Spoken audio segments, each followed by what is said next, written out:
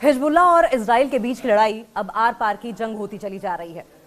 26 मार्च 2026 को इजराइल और हिजबुल्लाह के बीच संघर्ष एक नए और ज्यादा सीरियस स्टेप में पहुंच गया है और ये चरण इतना ज्यादा गंभीर हो गया है कि अब हिजबुल्लाह ने ठान ली है कि अब आर पार होगा, या तो इजराइल को खत्म कर देंगे या हम फना हो जाएंगे।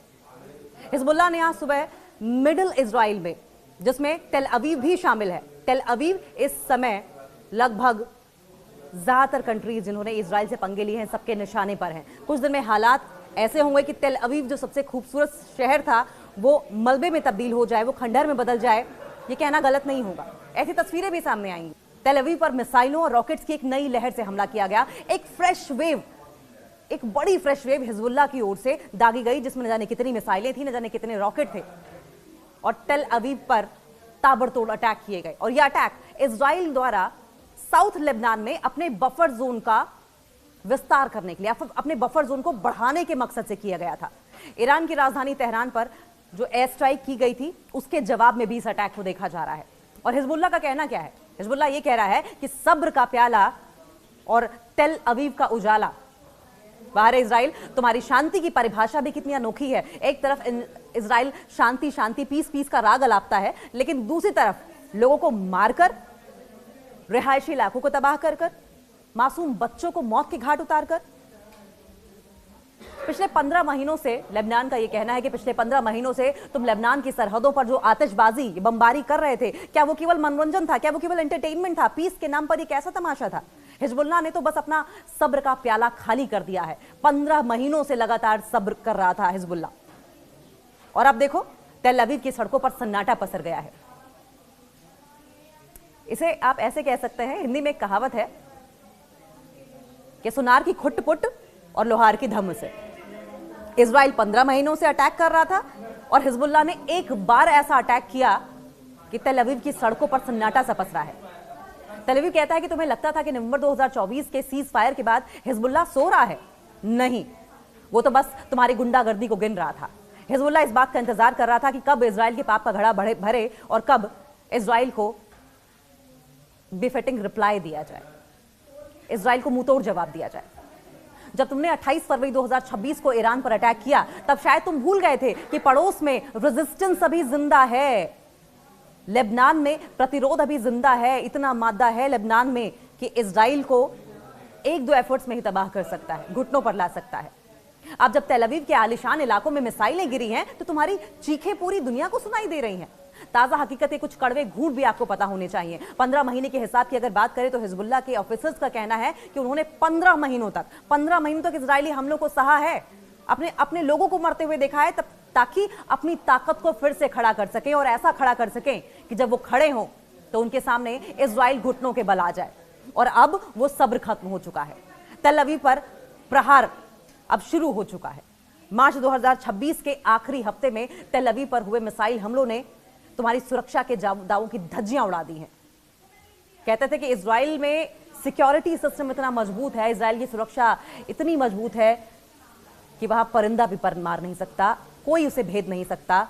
और हिजबुल्लाह की मिसाइलों ने इस सुरक्षा कवच को मिटा दिया है, इस सिक्योरिटी सिस्टम की धज्जियां उड़ाकर रख दी हैं। कहा तो यह भी जा रहा है कि तुम्हारे राष्ट्रपति आइजैक हर्जोग खुद मलबे का मुआयना करने पहुंच गए थे। ऐसी तबाही हुई है। क्या यह सबक इजराइल के लिए नहीं है? मैदान जंग में बराबरी।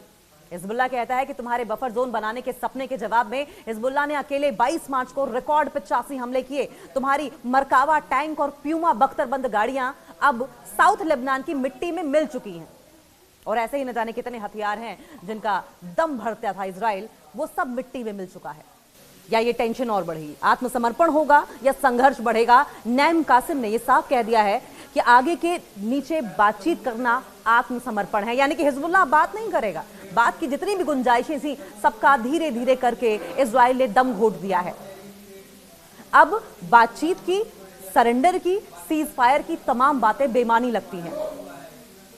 जब एक तुम्हारी आक्रामकता नहीं रुकती, जब अग्रेसिवनेस इजराइल की ओर से नहीं रोका गया, अटैक्स नहीं रोके गए, मासूमों को मारना नहीं रोका गया, जुल्म नहीं रोका गया, तब तक ये सरप्राइज जारी रहेंगे। तो इजराइल अब रोना कैसा? जब तुमने लोगों को बेमौत मारा, प्यासा मारा, कोई भूख से मर गया, कोई बीमारी से मर गया, किसी के ऊपर मिसाइल गिरी तो उसके चीथड़े उड़ गए, किसी का घर तबाह हो गया। तो इजराइल अब किस बात का रोना, और ये कैसा रोना है?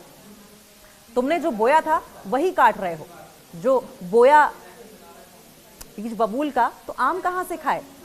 हिजबुल्लाह ने तो बस इनफ इज इनफ का अनुवाद, इनफ इज इनफ का ट्रांसलेशन, इनफ इज इनफ का मतलब तुम्हें समझाया है, तुम्हारी ही भाषा में इसका जवाब दिया है। तेल अवीव में जो सायरन बज रहे हैं वो तुम्हारी 15 महीने की जातियों का म्यूजिक समझ लीजिए आप। ये म्यूजिक भर है, ये वो मेलोडी है जो आप 15 महीनों से लगातार सुनाते आए हैं, और ये मेलोडी अब आज तुम्हें रास नहीं आ रही है। सुन सको तो सुन लो। और अगर आज की ताजा घटना की बात की जाए तो तेल अवीव पर अटैक किया गया। हिजबुल्लाह ने थर्सडे की सुबह, यानी कि आज की सुबह, मध्य इजराइल में, मिडिल इजराइल के जो मिलिट्री बेसेस थे उन्हें टारगेट करते हुए ताबड़तोड़ मिसाइलें दागी। तेल अवीव और आसपास के शहरों में हवाई हमले के सायरन गूंजने लगे। अब इस पर हिजबुल्लाह क्या तर्क दे रहा है यह समझना बहुत जरूरी है। इस ग्रुप के प्रमुख हैं नैम कासिम।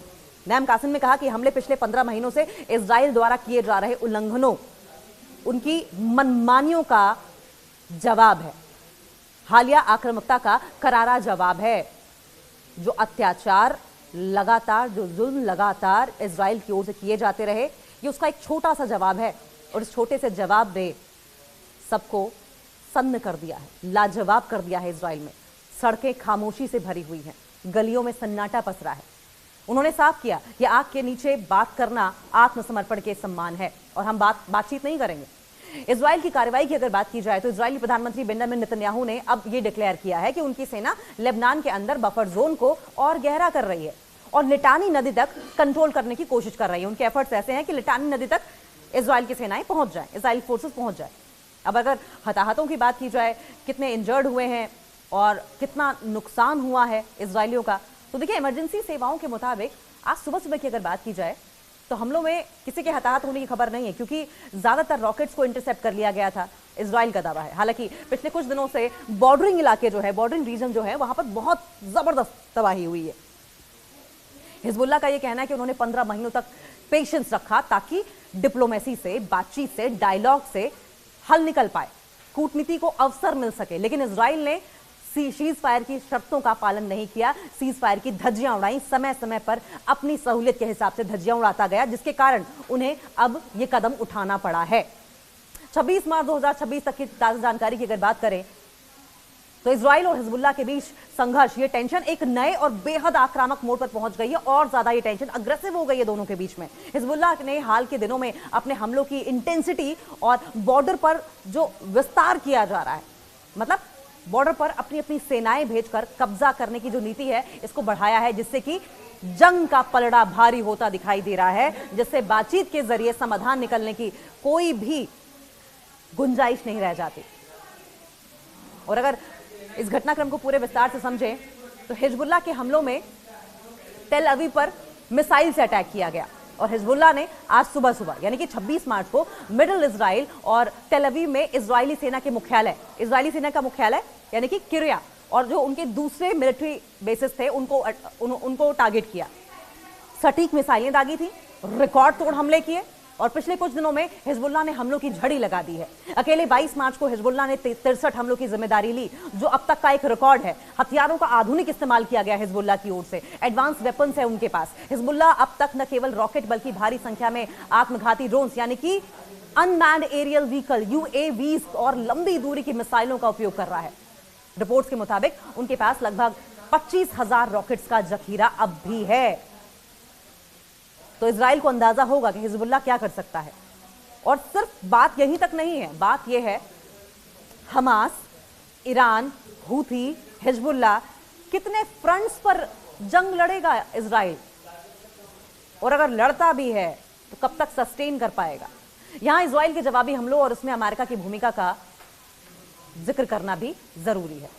इजराइल के जवाबी हमलों की अगर बात करें, क्या काउंटर अटैक्स इजराइल की ओर से किए गए, तो हिजबुल्लाह के तेल अवीव पर हमलों के बाद इजराइल ने ऑपरेशन नॉर्दर्न एरोज को और तेज कर दिया। बफर जोन का विस्तार करना चाहा इजरायली सेना यानी कि Israeli defence forces south Lebanon में लिटानी नदी तक कंट्रोल करने की कोशिश करने में जुट गई। उनका टारगेट क्या है? हिजबुल्लाह के मिसाइल लॉन्च पैड्स को सीमा से दूर ढकेलना, क्योंकि हिजबुल्लाह के मिसाइल लॉन्च पैड्स अगर सीमा पर या सीमा के आसपास बने रहे तो उस इलाके में हिजबुल्लाह का जो दम है वो दिखेगा और इजरायली सेना का नामो निशान मिट जाएगा। एयर स्ट्राइक्स की अगर बात करें तो इजराइल ने बेरूत के दक्षिणी उपनगरों जिसमें दाहिया और बेक्का घाटी भी है, हिजबुल्लाह के वेपन्स के डिपो और कमांड सेंटर पर भारी बमबारी की।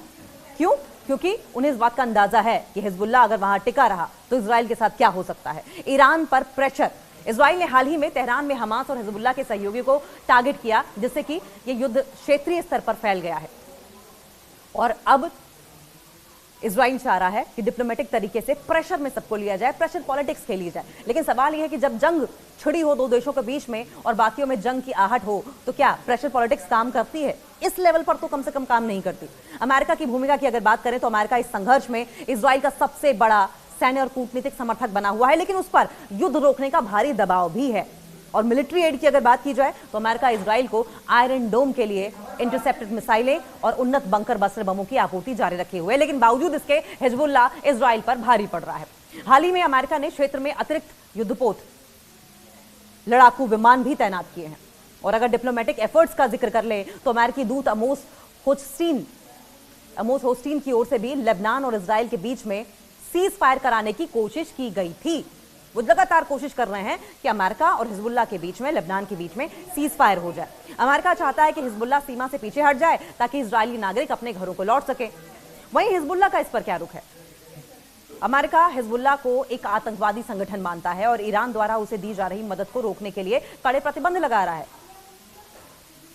सवाल यह है कि अगर इस तरह की टिप्पणी, इस तरह की बयानबाजी और इस तरह के उपनाम दिए जाएंगे, टेररिस्ट किसी कंट्री को कहा जाएगा, तो वो कंट्री आपसे वार्तालाप क्यों करेगी? आपसे डायलॉग क्यों करेगी? आपकी बात क्यों मानेगी? आप किसी को गाली दे दो और उसके बाद आप ये चाहो कि टेबल पर बैठकर समान बात कर ली जाए, ऐसा नहीं होता।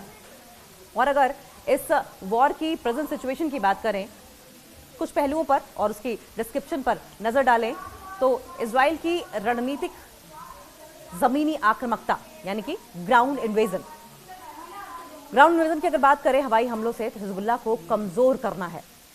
अमेरिका का अगर रुख की बात करें तो इजराइल की आत्मरक्षा का समर्थन करना, लेकिन फुल स्केल वॉर से बचने की सलाह दी गई है।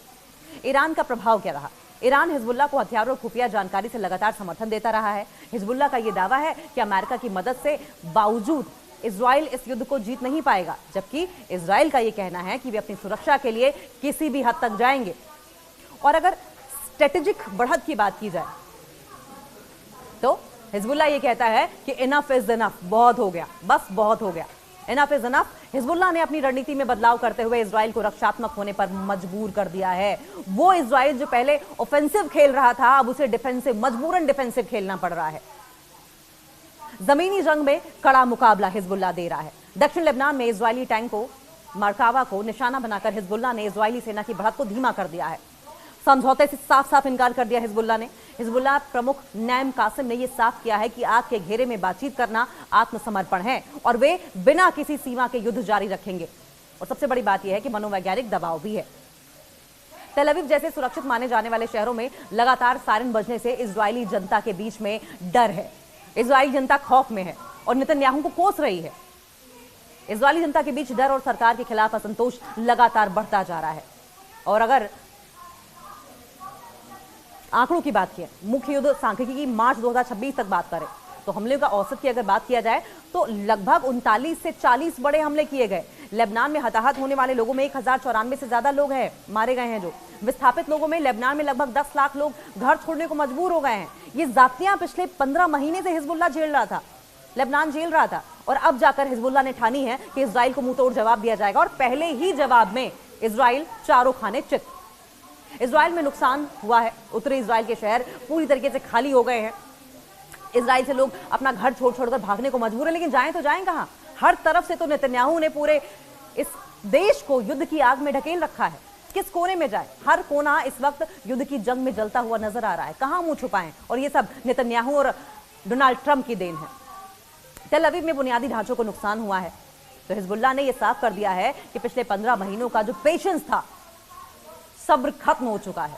इजराइल द्वारा ईरान और लेबनान पर की गई हालिया बमबारी के जवाब में हिजबुल्लाह अब इजराइल के अंदरूनी हिस्सों तक पहुंचकर उसे भारी नुकसान पहुंचा रहा है।